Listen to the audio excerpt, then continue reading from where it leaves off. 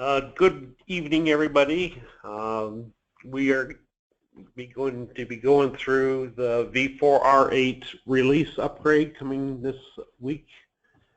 And we're going to go ahead and start off here. My name is Steve here at Control System Software. One of the things I want to point out to you right off the bat is when you come into the screen, you should see an orange background. So that should at least tell you that your PC version is at that release. Okay, so just kind of giving you a heads up. So if you see that it's still the gray, that means your PC hasn't been upgraded. Okay. We will then go start off with some system-wide messages here.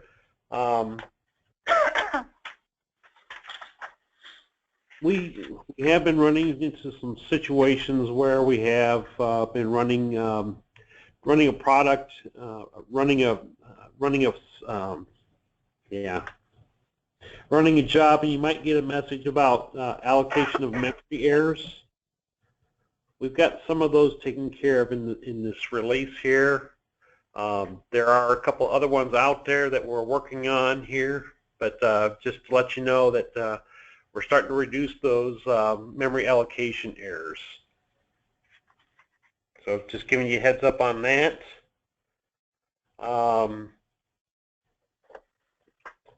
We've also did some changing with the print jobs themselves. In the past, when we first came out with Mocha, when they went to view the printers on the out queues, so if I look at my out queue, so if I looked at this would only show me so many printers. So we actually created some so I can actually hide some of these printers by putting an X clear out into the description of it. We removed that description, that X out there, because it's been causing other problems on there. So, and they've erased that limit of 50 printers out there. So we can actually see more printers out there. So we've taken that away. So I can see all my printers out here in my out queues. So some people still want to hide certain printers, so they put them like, they'll start them off with like a letter Z, so that they're at the bottom of the list and such.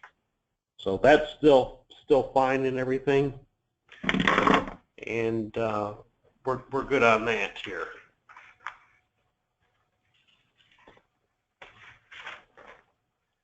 All right.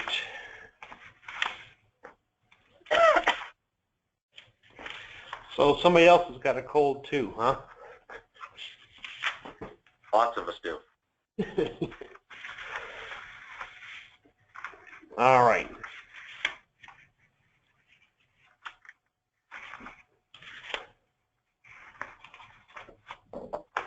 Okay. The next couple things, I'm going to actually combine them into some different functionality. So I know we've got point of sale tickets in inventory. So we're going to kind of work those all in together in one fell swoop here. So I'm actually going to go ahead and start in inventory. So inventory, we've kind of made some changes to the screens.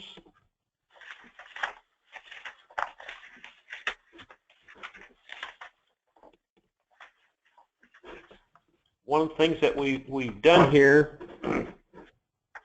since I have it all under a format that's using the Mocha software, I can actually utilize more of the screen. So everything I need to see about the inventory is on one screen here. You also have your access to your agronomy, alternate, related items, user-defined fields. This new tab down here says drug, and I have integration down here as well.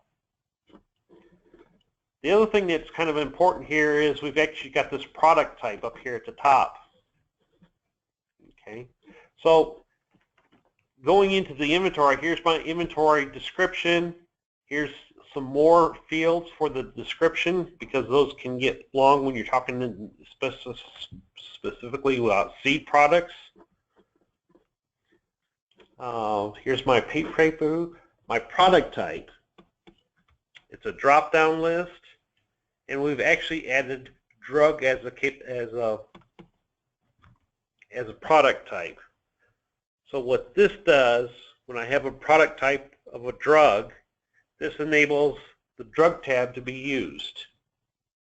Okay, so with this VFD that's come into play on January 1st, we've actually got that, so we can actually set that up in the inventory item itself as the product type, as a drug, and then with going to the drug tab itself, I can actually mark this item as a restricted use item.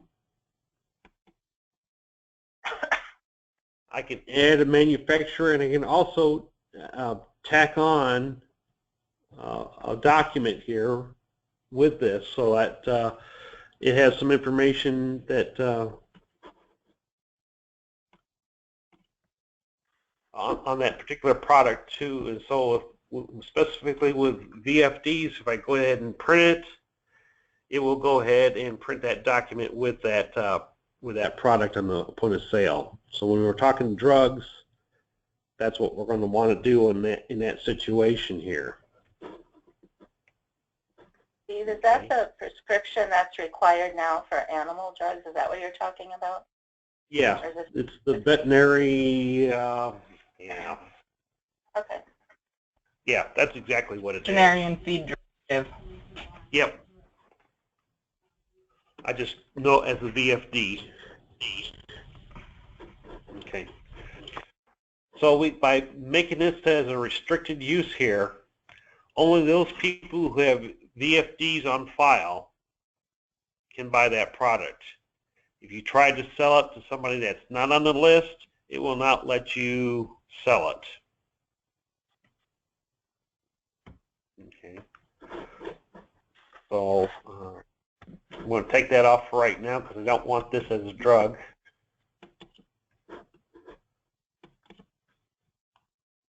Okay. So I've got my product here, my fertilizer. We've also made a change, and there's some setup that's going to be required on this, is with the products, and we're going to jump ahead here.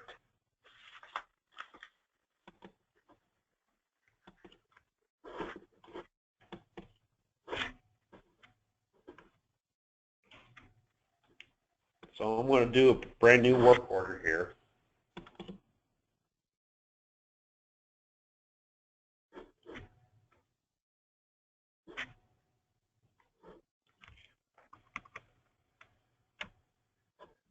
And it's in the breakdown for the state chemist report.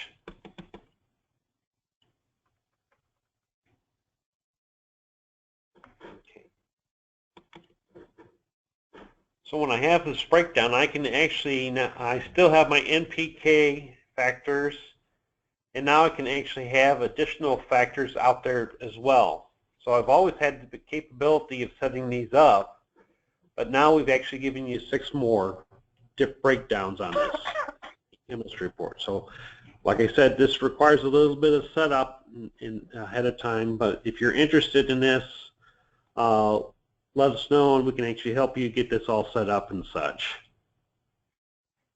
So that is new with this release here, is giving us some more capabilities for more breakdown for the state chemist report. Okay. So that's going to be with the inventory, and we can actually, that's with formulas as well, so you can actually break it down with that as well.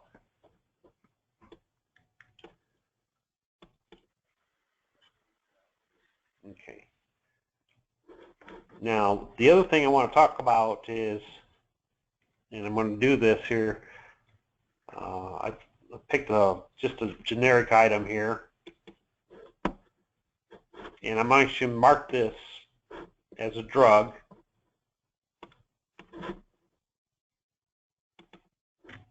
And mark it as a restrictive. I'm going to save this. Okay. So this is my item that I've got set up. I know it's not a drug at this point, but I'm just making it as a drug for training purposes here. When we do the sales tickets,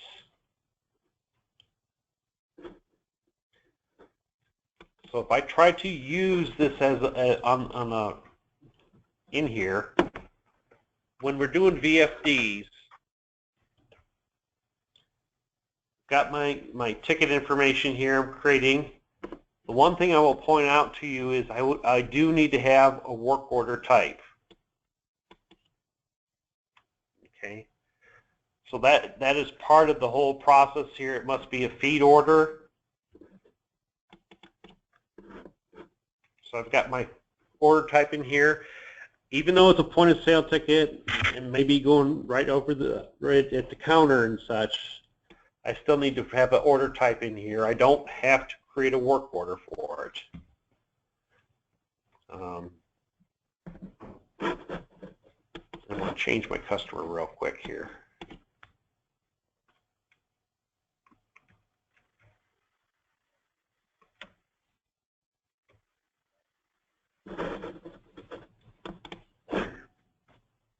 So if I go ahead and use that item in my point of sale, I'm going to get an error message, drug items require valid vet feed directive. So it will not let me go ahead and do this point of sale ticket. So no matter how I try, it's not going to let me do it.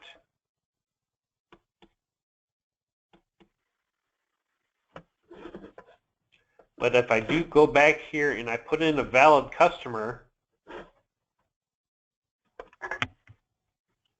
it'll actually go ahead and produce this ticket.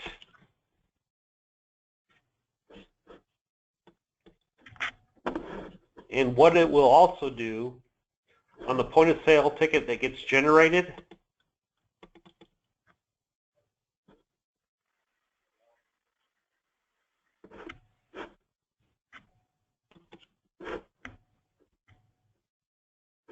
it's actually going to show me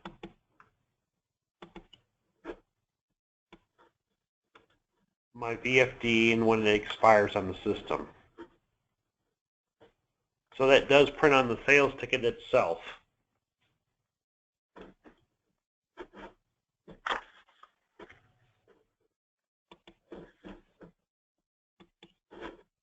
So that is part of it. The other part of it where you actually record the VFD information itself is located under the customer. There's a business object called veterinary feed directives.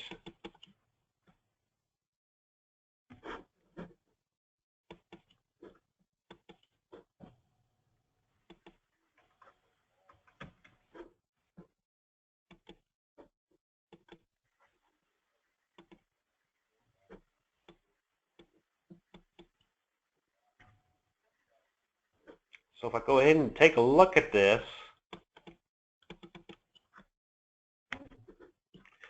here's my setup here, and if I click on edit, it assigns a VFD control number, and I can actually specify my directive value, the customer, my drug item itself, and the effective date range. The duration is informational, the attribute is informational, the dosage is informational as well. And with day in and everything, it should give you a total amount of what's used. So at the end of the period, I should be able to have and see how much of the drug was used for that duration of that VFD.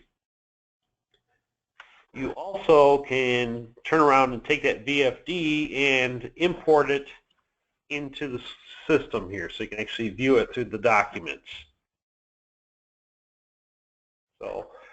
So I know a couple of people are using this already here and such, so they've been going through and getting things set up and such.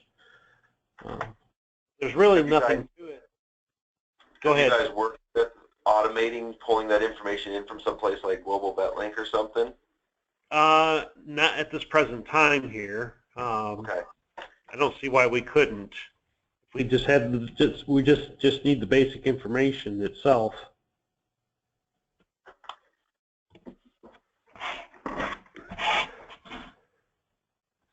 Let me write that down here.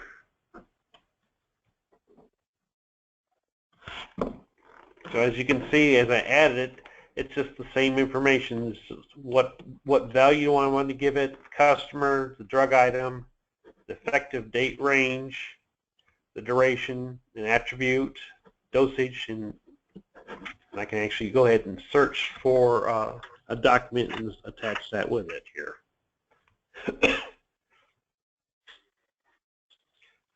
So it's a way we keep all that information together on that, and even when it expires, it's still going to be in the system. We'll still be able to run reports on it and such. But that's what's available at this point in time for the VFD.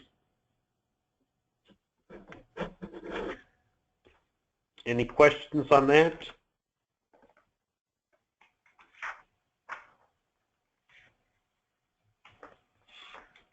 Okay. There is a couple other things within the inventory itself. One of the things that we've done is with the user-defined fields, I do have that information down here. One of the new ones we have here is about requiring a serial number. So it's just a simple yes/no question, and when you do the selling of it, it's going to pop up and ask you to put a serial number on the product. Okay. That's fine. So when I do that, that's great. It's going to require that serial number. It'll put it on. When I do the point of sale ticket, it's going to come up and say, hey, put a serial number in here. Now, one of the things that we notice here is if you key in the wrong serial number and day end is run, there was no way to go in and change that other than going behind the scenes and changing the serial number on that ticket. Well, with this release here,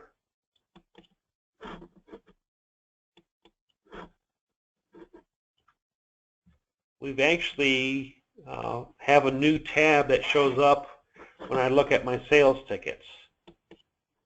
So if I look at this year to date, and I want to look by a particular ticket.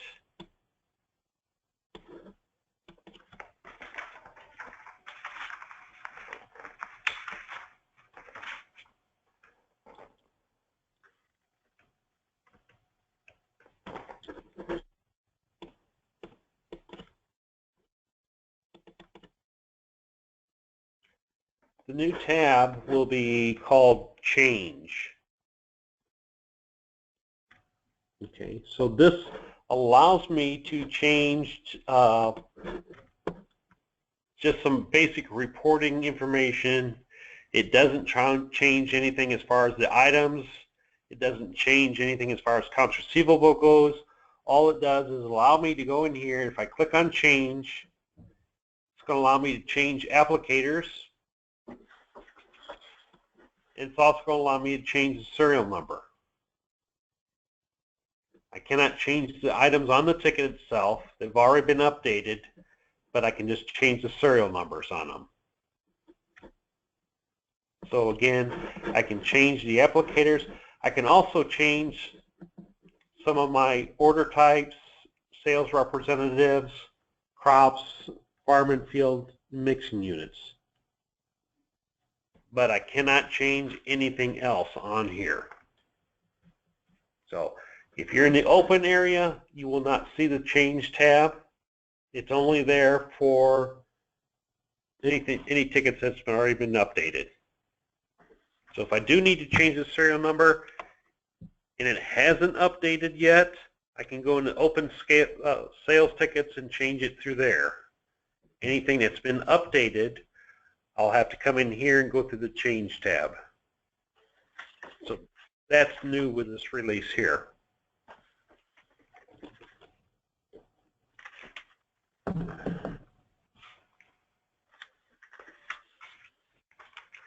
So that's all based on the inventory, having that question in there about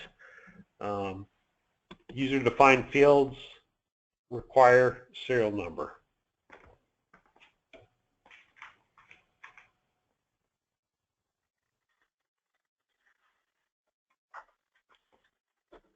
Also within the inventory itself, when I go to my print codes, we've kind of given you some more space here to look at all the print codes. In the past, they've been cut off, but we've given you a little bit more space to see everything on here.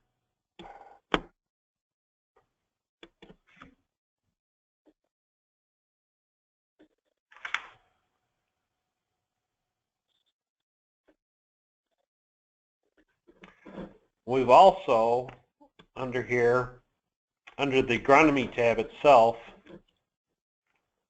is change this to make it a little bit more appropriate. So let me do this.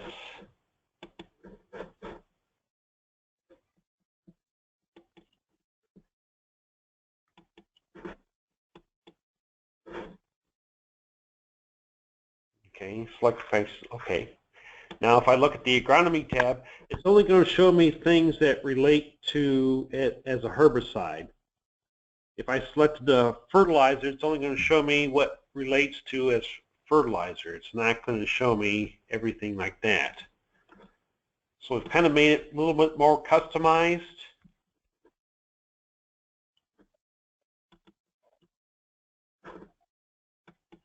So by the product itself. So that change has been made in here as well. If I go back here and select fertilizer,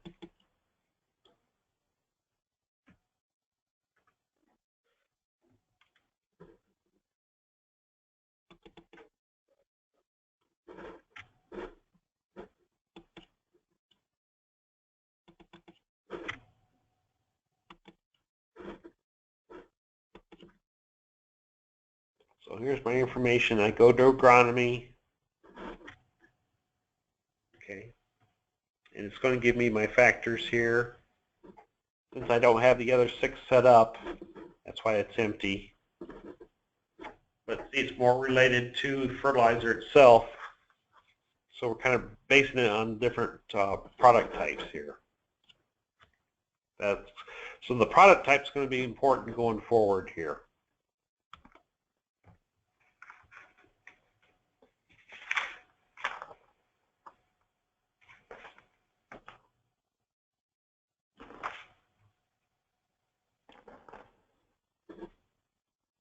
Okay.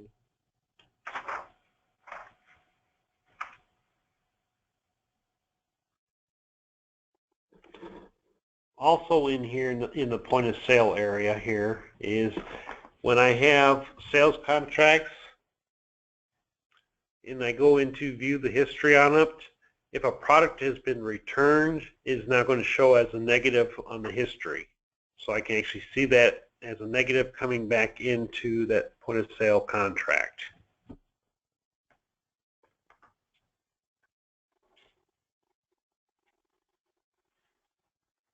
Okay. And just a reminder here, when I do have my my point of sale tickets,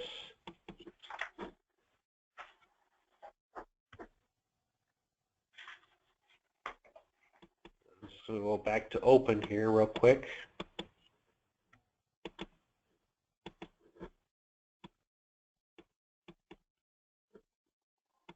So your tickets are generated, shown over here on the left. If you right-click on them, you can say email. So you can email the ticket right to the customer.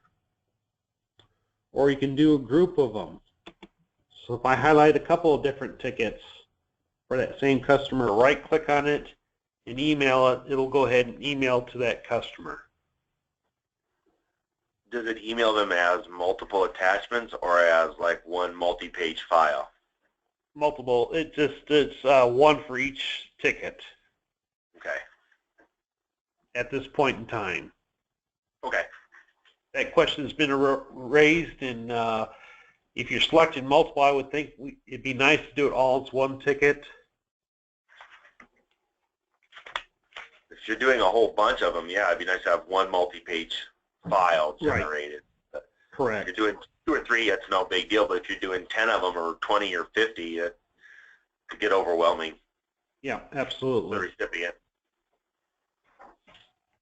So I do have that capability. I think that came out late 4.7 here, but just giving you a heads up on it.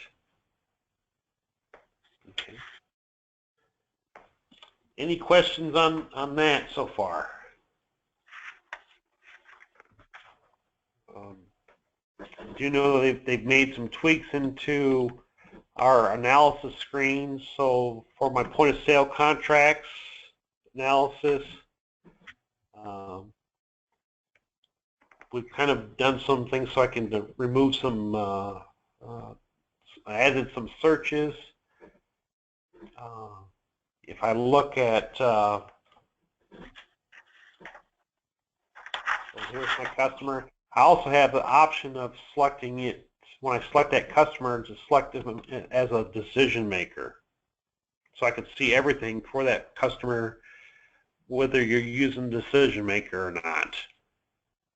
So the decision maker is making all the, like a management company is making all the decisions for the farms. I can actually see everything for that decision maker on the analysis now.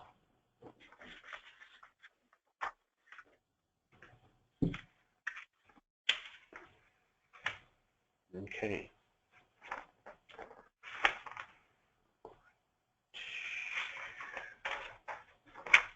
Okay, and going back into inventory here, one of the things that we've done here in the daily production area, once I have updated something from production, it's going to actually remove it from the list. So in the past, it stayed up there. Even after I updated, I had to go somewhere else and come back in. Now, when I do the update of my batch, it's going to remove it from the list up above. So it keeps things a little bit more clear, and we don't accidentally do that anymore.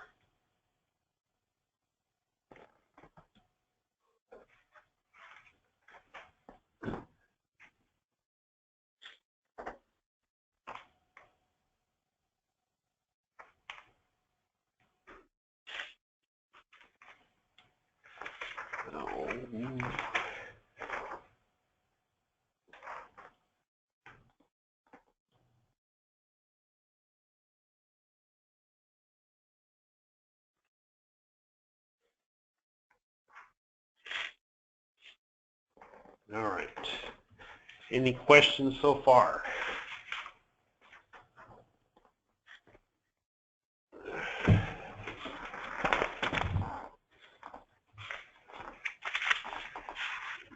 Bear with me while I'm looking for my stuff here. I have these all numbered here and got them out of sequence. Sorry about that. All right. Something else that we've got in the system here is we've been doing some applications on iPads and such. One of the things that's been brought up to us is to be able to maybe do a point of sale ticket through the iPad. So we've actually created a fuel mobile app that will be able to access customer information and tank information. And I know you don't do fuel, but that's out there in this release here. We also have within our Salesman app, we've actually added some capability so we can actually do some signatures, and they can actually pull up grain contracts on there and have them be signed, and we can capture that signature and attach it to the system. So that's where we got into the part under the customer positions.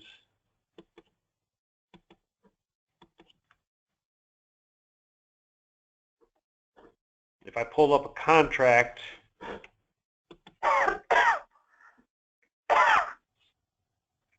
or I'm sorry, under the contracts themselves,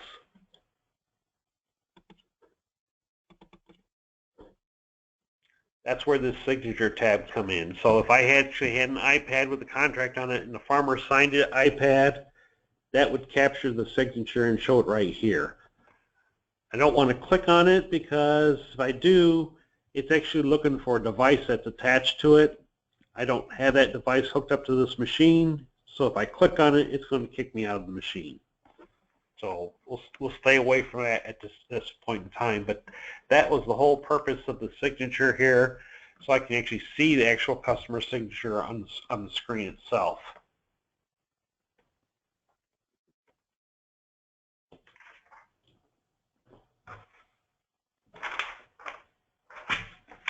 All right.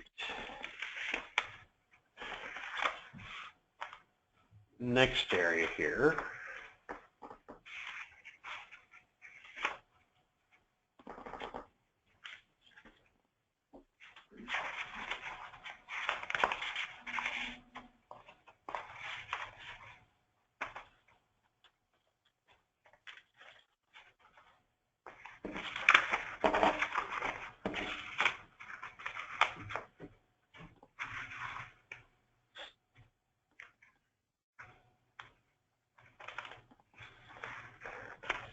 Well, I might have to go off your schedule here for a little bit, Kirk.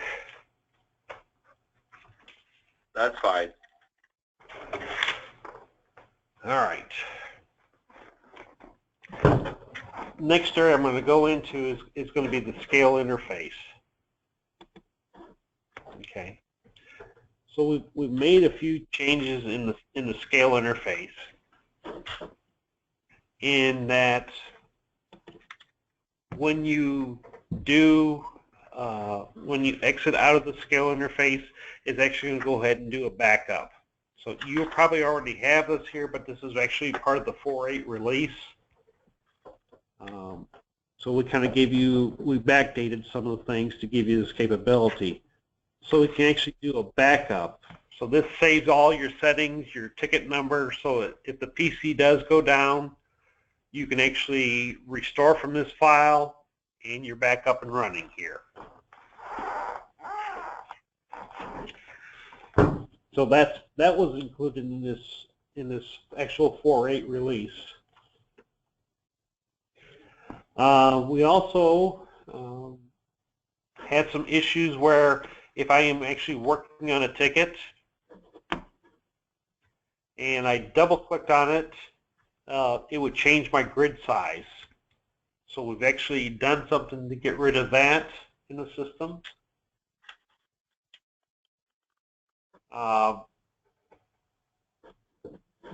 If I set this scale ticket as a weigh only, oh, that's right up here, as the other type, I could tie a customer to this. You don't have to, but if you do tie a customer to this, it must be 100% or it won't let me go on.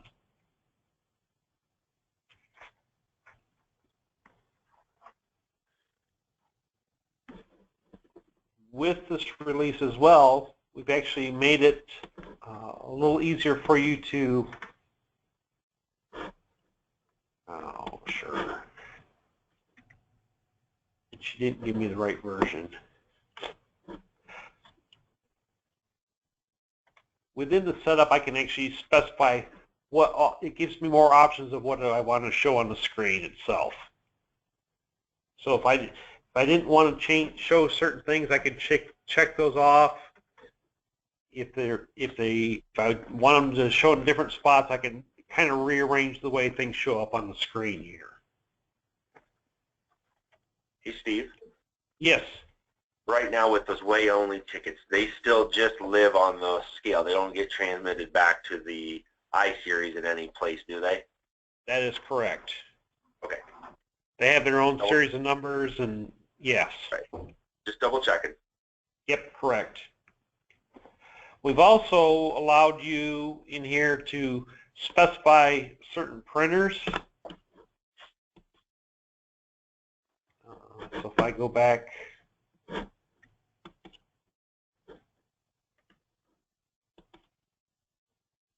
in my device configuration, of course, I'm not allowed access to it, but I can actually specify my indoor printer, my outdoor printer, and I can actually have a little bit more control of what I want to print.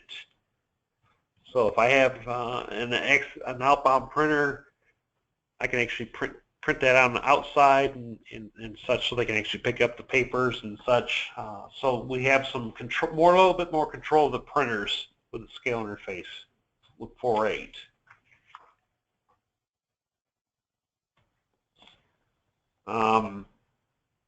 So basically what we've done is add an additional outside printer for grain. So we can do inbound and outbound printers out there. Because some people require the driver to come inside to pick up for an outbound shipment.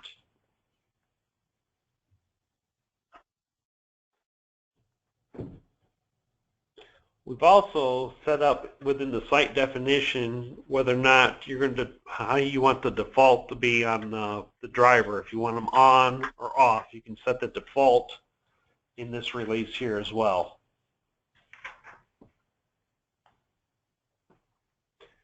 Now, one of the things you noticed here when I pulled up my tickets,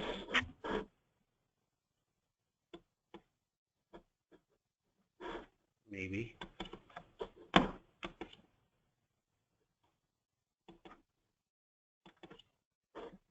I've got this ticket that's in red, line is in red. So that's a truck that I started, but I have no weights on it. I needed to save it, whether something, for some reason I had to set it, he had to run away for an appointment or something and then come back later. It's going to show in red. So I've got the basic information started on it, but I haven't got any weights on the ticket. So that's what that is. You will also notice that when you select deliveries,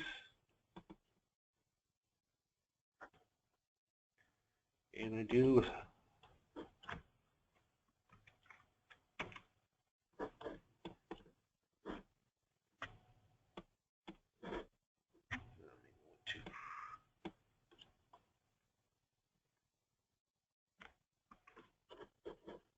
that anything that's in yellow is actually corn. So this is to help the scale person to recognize and not have to look so hard to see corn or beans. It just makes it a little easier for them to see. So we've added that color capability on here. Okay.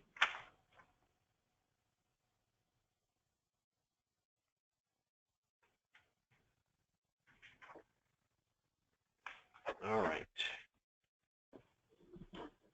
So those are some of the changes that we've made to the scale interface and such. Still going to update on a regular basis.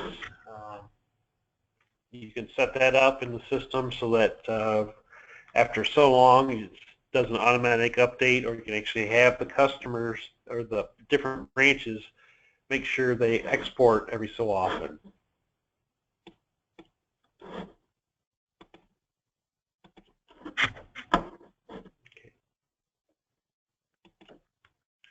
And back in my commodities area here, one of the things I'll just point out here right now is we actually had the customer find a way to do a transfer of negative units. So that has been corrected, and we will no longer allow you to do a transfer of negative units. Why they'd ever do it, I don't know, but they did. We've added some things here. One of the things that we've done here is when grain has been delivered,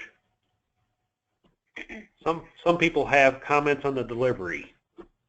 Okay, so those are now going to show up on the screen. So there's people who will put in a farm name on a delivery sheet, and they wanted to see that, be able to see that on the screen here. So when they inquire in the customer position, they'll be able to see that now. So they'll be able to see the comments. Some people use the attribute to record the farm and field information. That will show up here as well. So the whole purpose of this is to be able to look at the screen real quick and say, okay, here's what that farm is, here's what this farm is, and how many bushels are on it. I will also tell you too that if grain is in here in a delivered position and it gets settled to like a DP contract, that comment disappeared. Well, with this release, that comment will come from that delivered position all the way to that DP position. So I will still keep that information. So if a farmer does want to know what they have in DP, I can tell them what it is and which farm that was from. So that information flows through correctly. We do also show the rate code on the storage position. And we also have units over here to the side. So I can actually see what my net units are, what my payable units are, what's been settled, and what are available units. So I could look at this and see what they have out there a little bit easier. And again, these columns can be changed in size. And it can, when you click on them, they'll sort. We've also, with this release here too, have added, if there's advances out there, I can actually have a button for the advance, so I can actually see what that advance is.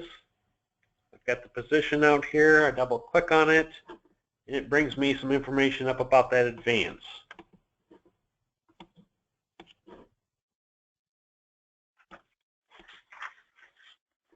So it gives me my details, and I can look and see, okay, that's some information on advance to a price contract. Here's the check number. I have all the information available here. So that's under my advance tab. Also with my deferred pay, I actually have a separate tab for deferred pay, and it gives me my information on my deferred pay. And I can take a look at this.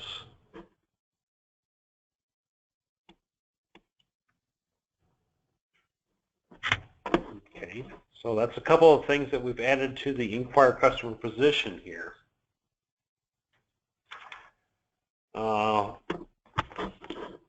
We've made a change into the delivered late letters.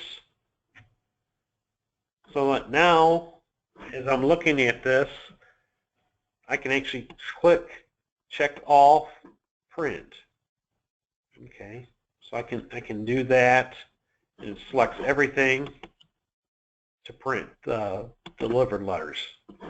I also have some capabilities here where I can actually sort my quantity, location, and how many days old it is. So I have that capability, and these columns are sortable as well.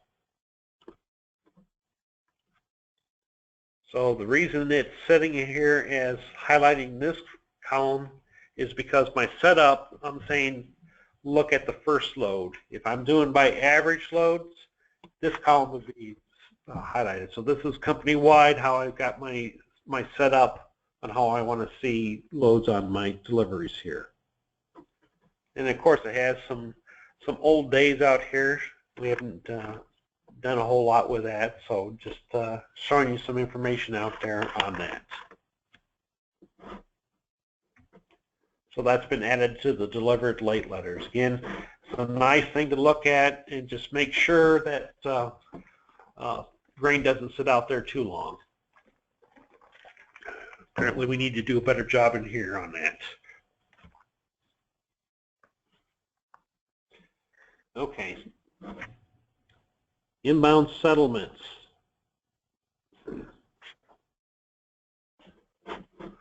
We do have the capability. We've actually made a change on advances, where if the customer had an advance that covered multiple positions, it wasn't taking the whole advance at the time of settlement. So we've actually corrected that issue. It was ended up leaving us with stranded advances out there. We've also, with the advances, kind of jumping ahead here, but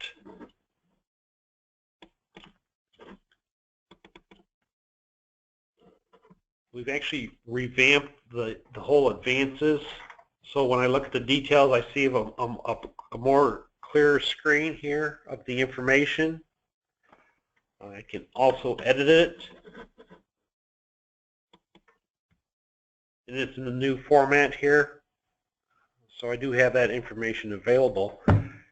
The other thing that we will run into here is if I have an advance that's applied to a contract and they turn around and trigger that contract to another contract,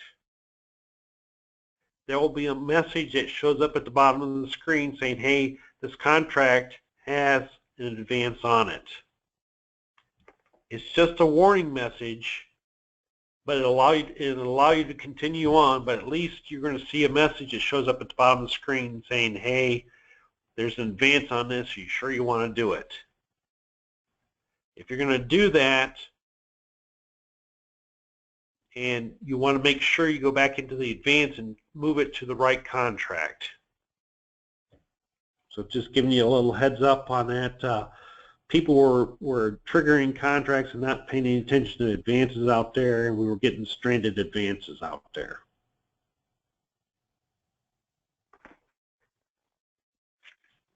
Okay. On the grain settlements itself, we are now printing the customer's name on the check stub itself, or the account number on the check stub, and we're also printing the commodity on the check stub itself. Okay. If I am settling a customer that has more than 15 contracts that's being applied to, and in the past, it would fill up the check stub and then continue on to the check itself. So if in the future, when I go after this release, if I have more than 15 contracts that I'm applying to, when I write the check, it's going to print on the check stub itself, see settlement for details.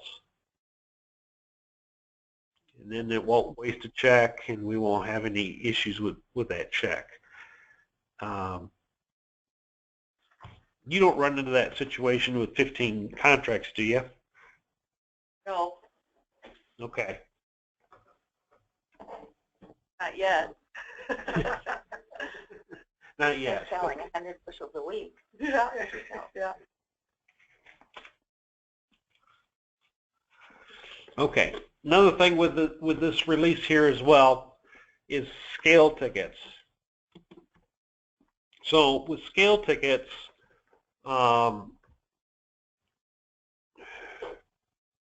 in the past, if I did a scale ticket and the customer comes in and says, oh, I need this needs to say such and such farm, you actually had to pull up that scale ticket, write on it, and make sure you kept a note on that scale ticket. So you physically had to write on that ticket. Well, since we're getting more and more to an electronic age, what we've actually run to is scale tickets. If I looked at them on the system, it doesn't show those changes. Well, going forward with scale tickets, if I make a change to a scale ticket, whether it be a comment, a test factor, a split, anytime I go in maintenance for it, when I save that ticket, it's going to pop up a window for notes.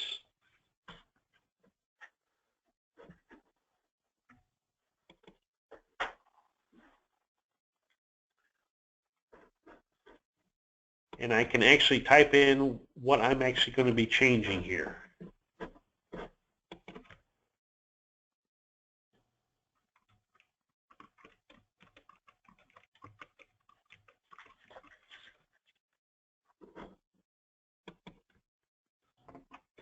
So I can actually then go ahead and view the notes on a particular scale ticket and see all the changes that I've made. Okay, so that has been done through the change scale tickets. So I do have that capability of doing this. I also have that information available to me, so if I go into group scale tickets, under the scale ticket tab itself, I can key in a specific ticket number.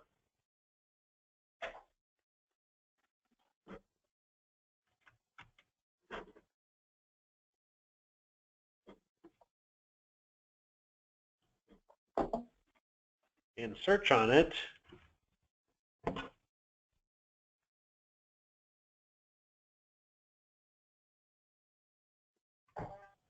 And this shouldn't take this long. So it comes up and shows me my information on my scale ticket. And I have notes over here. So I can click on that. It's going to bring up that ticket. And I can actually go into the notes and view those notes.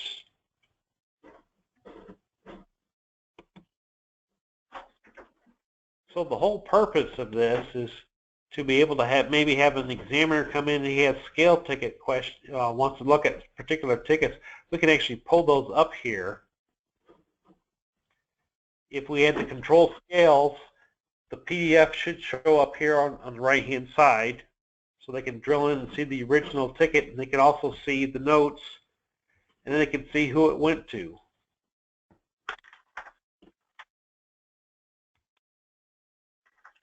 So I can see some information on that. If I don't, I can also use this to show me anything that's showing or missing.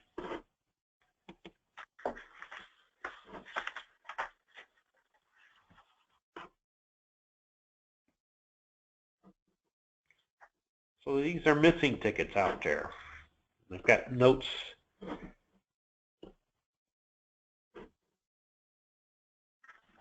And such. So I'm looking at all tickets and show missing ones. So that's in pink because there's a difference between my ticket numbers. Okay. And that information can be downloaded to an Excel spreadsheet as well.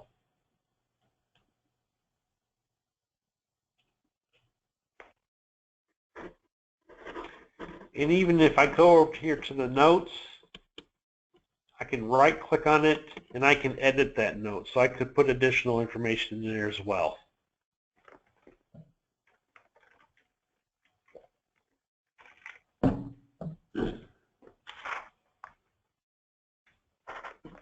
Okay. Any questions?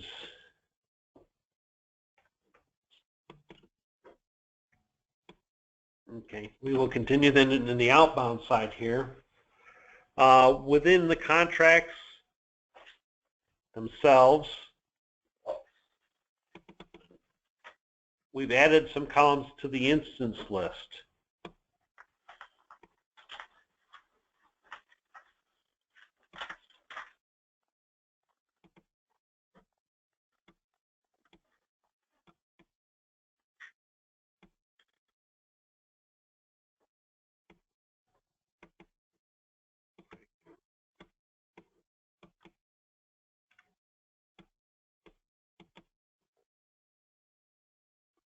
So in my instance list here,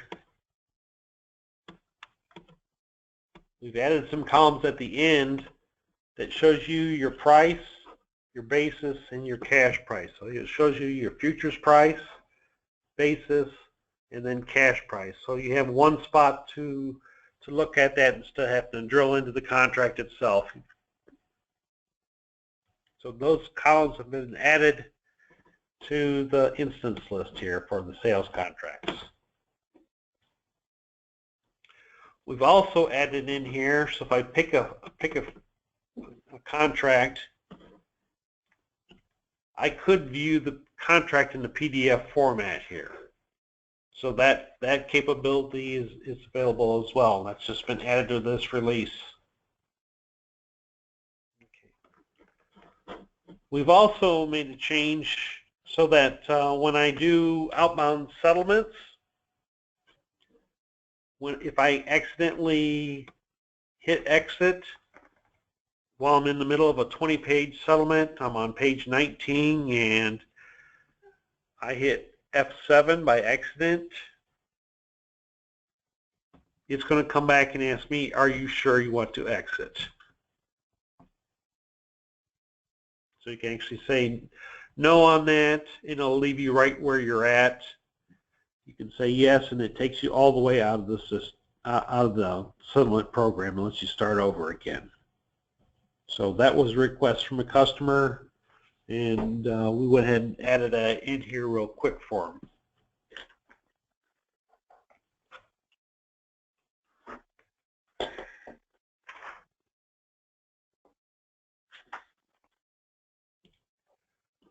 With freight, we've actually made a change in here to allow you to have multiple areas here. So if I do my search,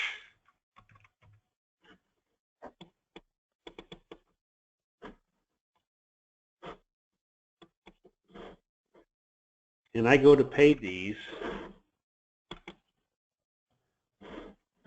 we've actually given you more lines to do your GL split outs here. So in the past, I had 4 out here, but the bottom one was always hidden. So we've removed that scroll bar from there, and I can actually have multiple screens out there. So you have multiple. So we can have multiple ledger breakouts on this. I'm not going to do those because I need those for my next demonstration. Okay. On the outbound reporting, I'm sorry, under the manager's reporting, my fault.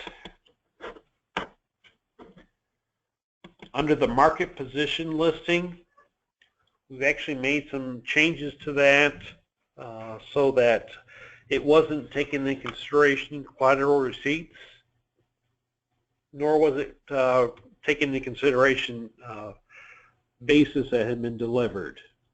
So we've made some changes to that report to include that information.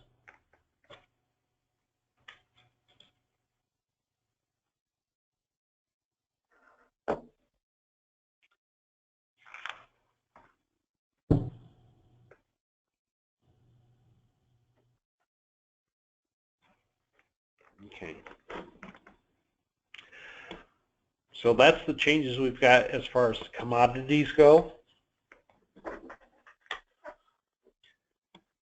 Just a kind of quick refresher here, this 1099 user interface.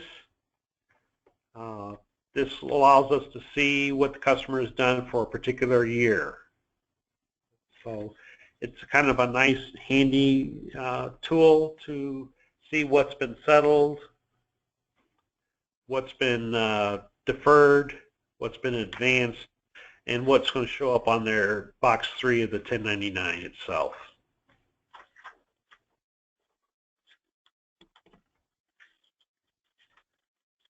Under the CRM,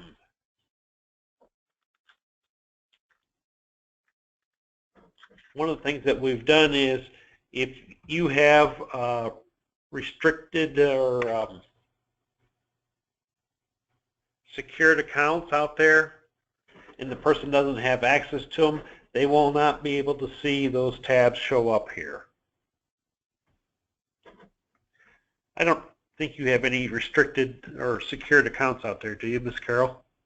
No. Okay.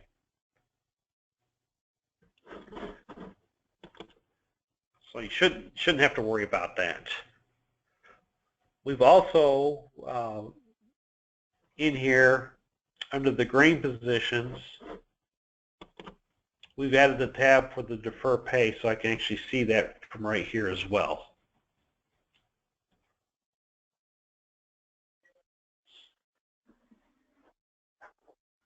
Okay.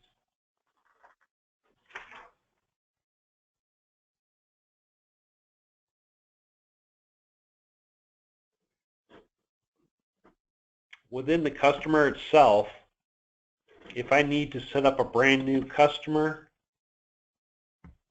in the past we actually had to have access to the contact history for credit information. Some people got locked out of that, so they couldn't add a customer because it wouldn't let them in to the contact history. Well, now when I enter a customer, it will make the entry into the contact history of a customer being added. So without having to worry about the credit capabilities of that particular user.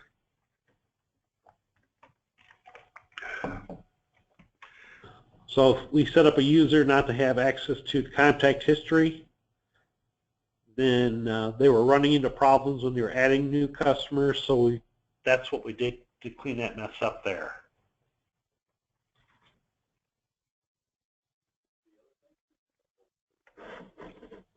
We also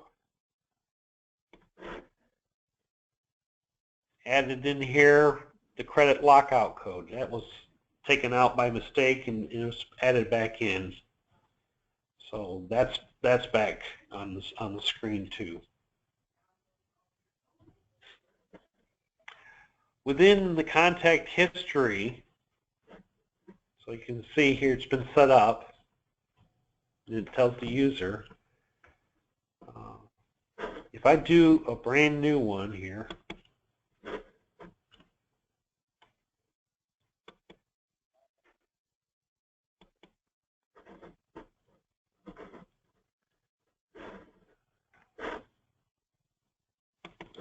let me just pull up a customer here.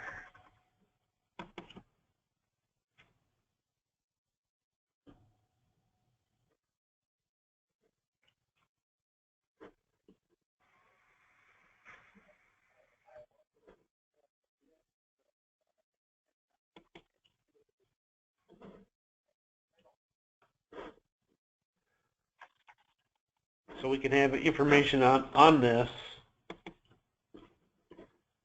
I can add a new comment, and I also can set up a reminder. So I can actually have an email sent to me. So if I am talking to a customer and he says, hey, get back in touch with me next week, I can actually set up a reminder and it will have an email to me. So that's been added in this release here as well. So if you're utilizing the contact history, you can actually use it a little bit more in that area itself. Okay. Another big area that's been added into the customer area here has to do with goals. So goals are set up for salesmen. And then those salesmen in turn set those goals up for individual customers. So I'm going to break from this screen here for just a minute.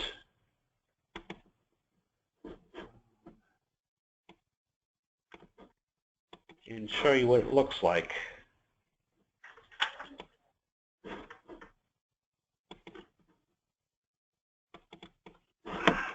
Excuse me.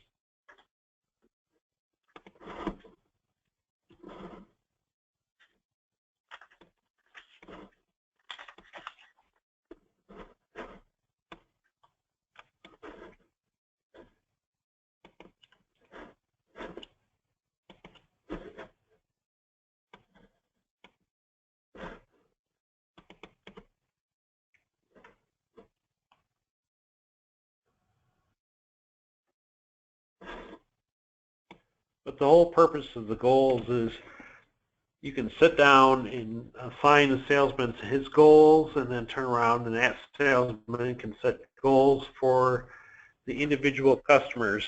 And I should be able to keep track of that information here.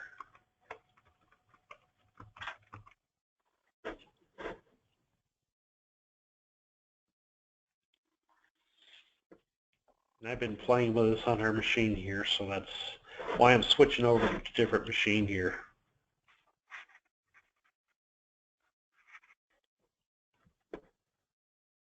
So if I do go into customer and I go into goals,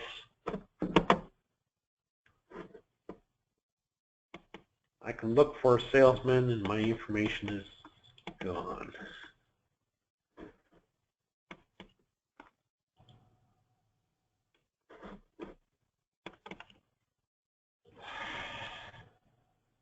They wiped out my file.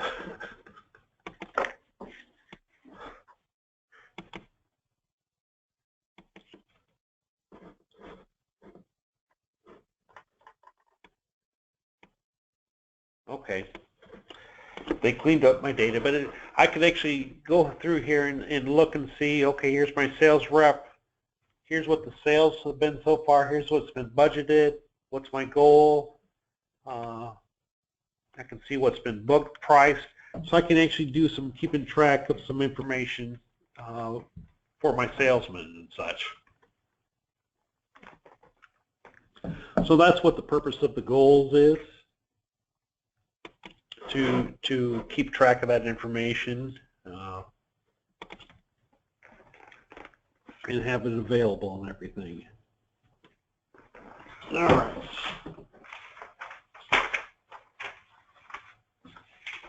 So the next area I want to go into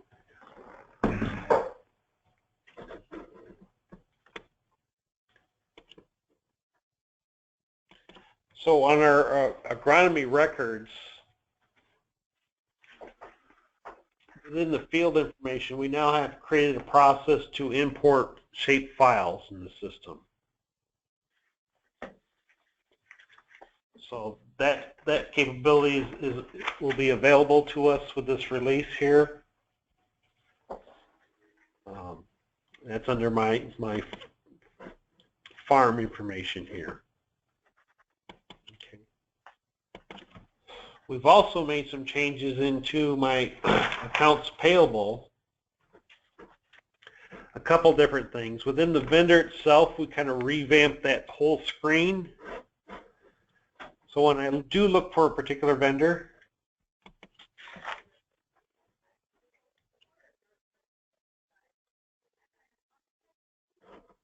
so I can actually see this information now. This has all been plumbed. So it looks more like the customer screen. I still have my user-defined fields down below, instead of its own separate area. So in the past, when we've had to deal with it, you had multiple screens you had to fill in to get a vendor. Now everything is on one screen here. Okay, so we revamped the whole customer screen or vendor screen here. We've also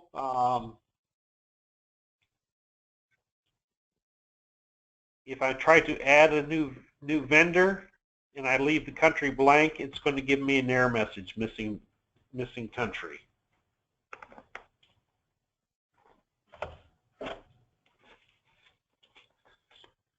With this release as well here, when we deal with purchase orders, one of the functionalities that we had was when,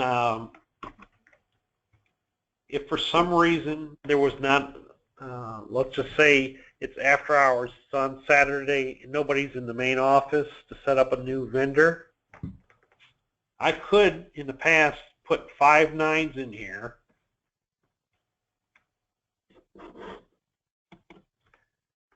And then I can actually go ahead and type in a miscellaneous vendor for that information temporarily. Now, it's still a good practice to, once somebody's in the office, to set that vendor up, but this allows us to create a purchase order created and received on rather quickly. So you can change that once it's been done, but this is just a temporary way of doing this. I didn't realize that we had it before, but we lost it with the last release, so it's back in the system. So I could fill out the information here.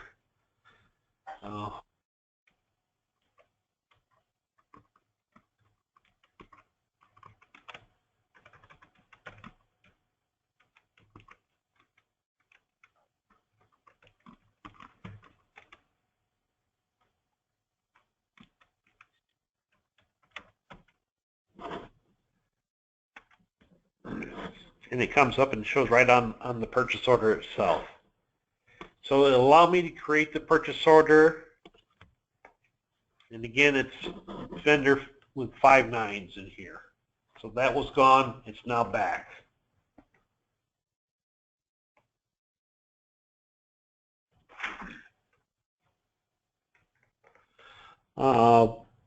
With hand checks, and I've already talked to somebody on this here already today, is there was a level check that was occurring with the hand checks, and that issue's been resolved with this release here. Okay. In continuing on here, under accounts receivable, when you're going into the account balance,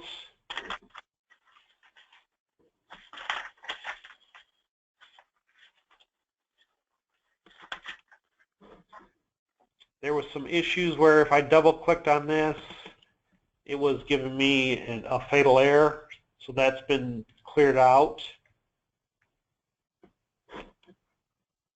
We also have the capability in here in the account balance. If I went to prepay, pay out my AR balance, and it's going to tell me I have nothing there. I know. But there will be a flag in there asking me if I want to print a sales ticket. So in the payout of AR balances, it's going to ask me if I want, it's a yes/no question, if I want to print the ticket or not. All right. Aging analysis.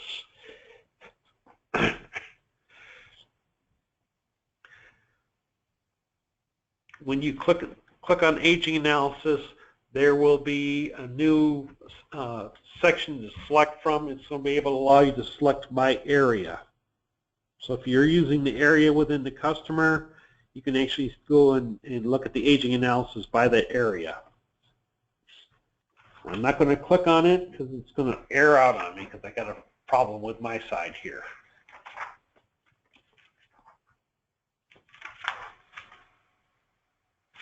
All right.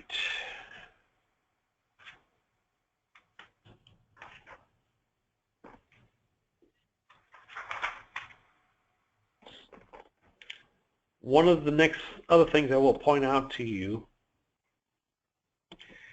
is in the general ledger area. Okay. One of the things that we have capable for us is, if I looked at a particular chart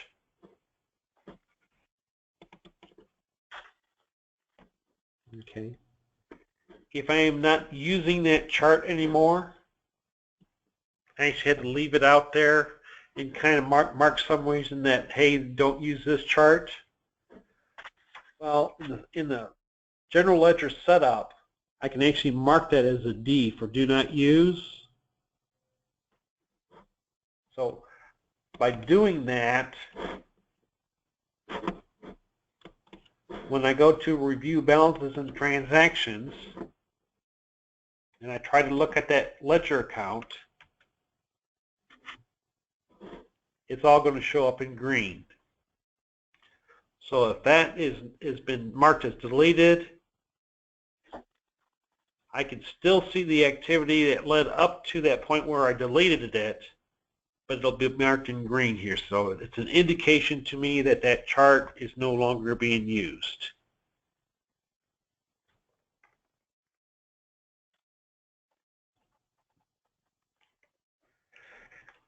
As well as if I go into the transactions, the drill down into the hand checks is going to include all forms of hand checks will now be reported. So I should be able to drill down into the hand checks and see the individual detail on that.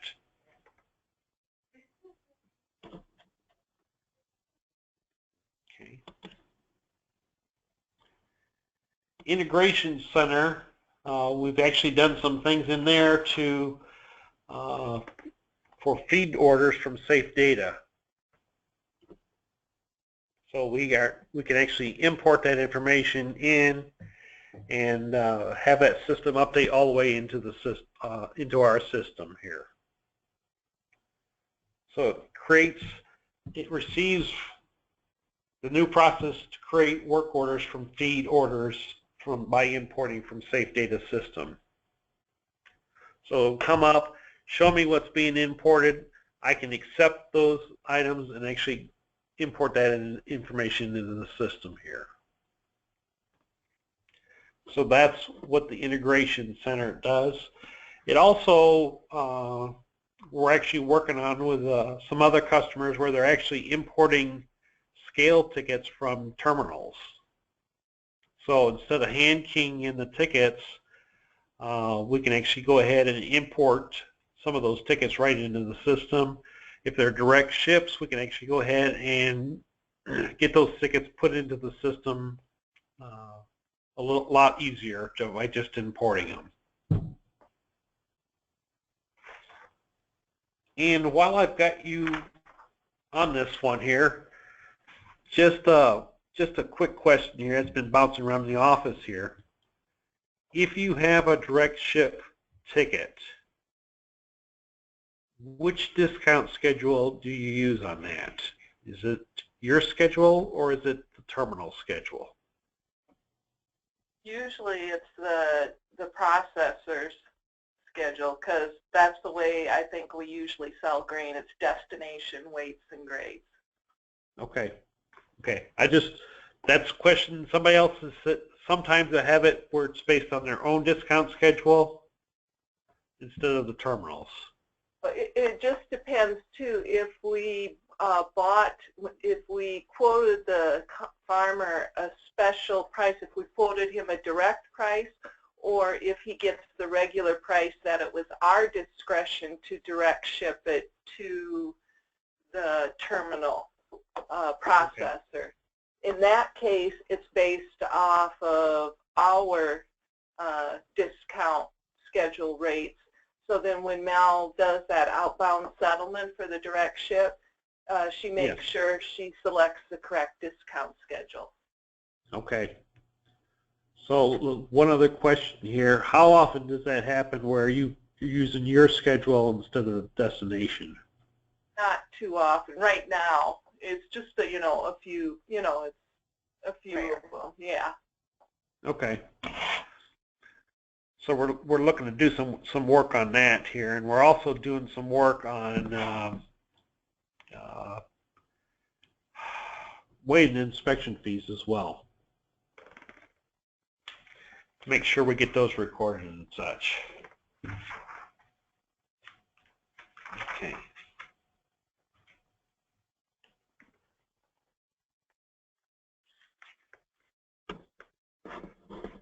Now, other changes that we have coming in this release here is I know there's some things that still pertain to inventory.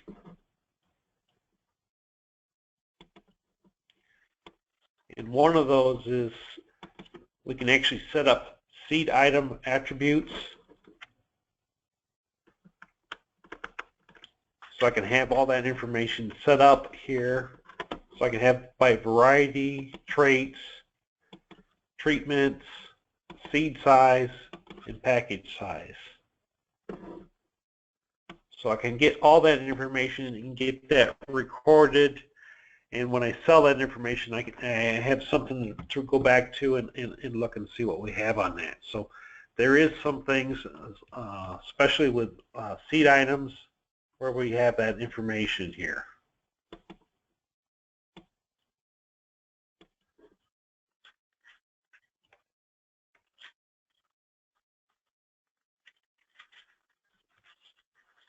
Under patronage and equity, we actually have an additional report.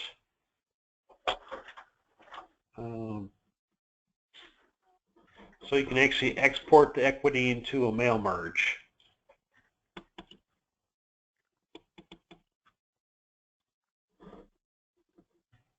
So I can do it by stock class and get the information.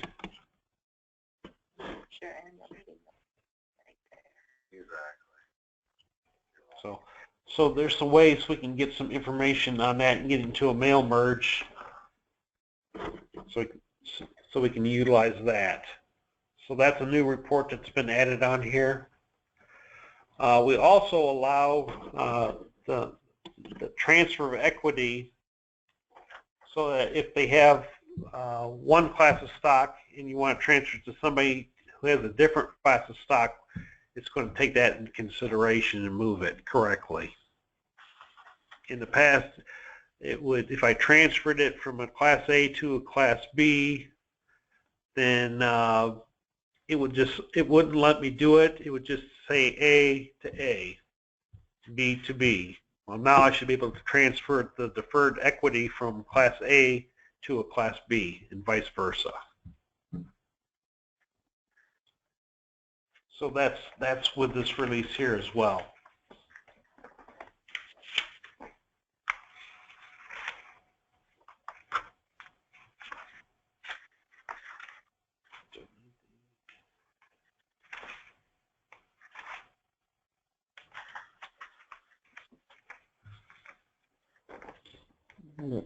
One other thing is here is, as far as accounts payable and workflow goes, there used to be some restrictions on the characters of my attachments.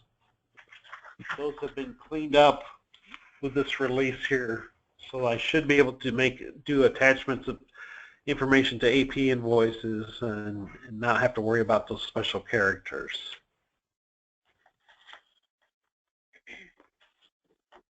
Okay.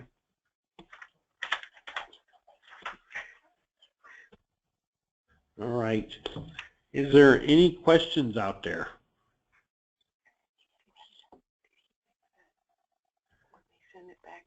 Steve? Yes. How about when in workflow a invoice gets sent out to the wrong person and they reassign it back to AP?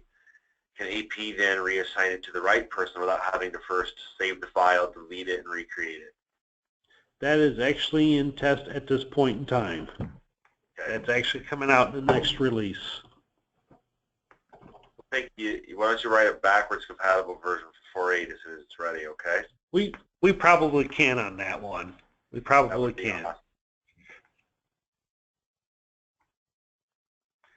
And just FYI here too, with this release, if the notifications aren't getting sent out, please let me know right away so I can get things reset back up. We're finding out something is happening here, and I'm just trying to track it down right now to see what's going on here. So the last one. Go ahead. Have you ever figured out why we don't get notifications when offer contracts hit? You know, that was supposed to be a long time ago, and it just never works. At least I have emails from you. I will double check that here and see.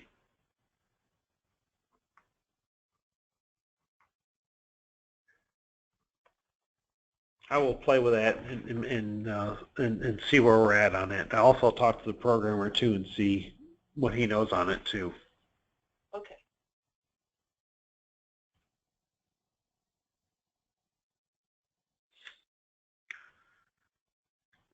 Any other questions?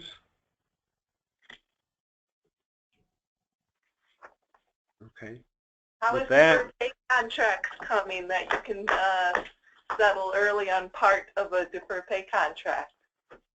I have to take a look and see where we're at. I think it's in test as we speak here on that. Because that is a tricky situation there. Yeah, I'm sure. I was just curious because so many of them will say, well, we can do it at other companies, but is that you have to do it maintenance manually, right? Right. Yeah, and we don't want to do that. Right.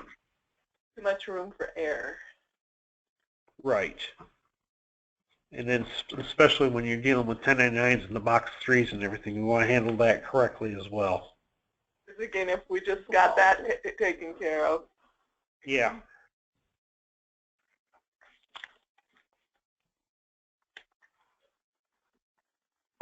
Okay.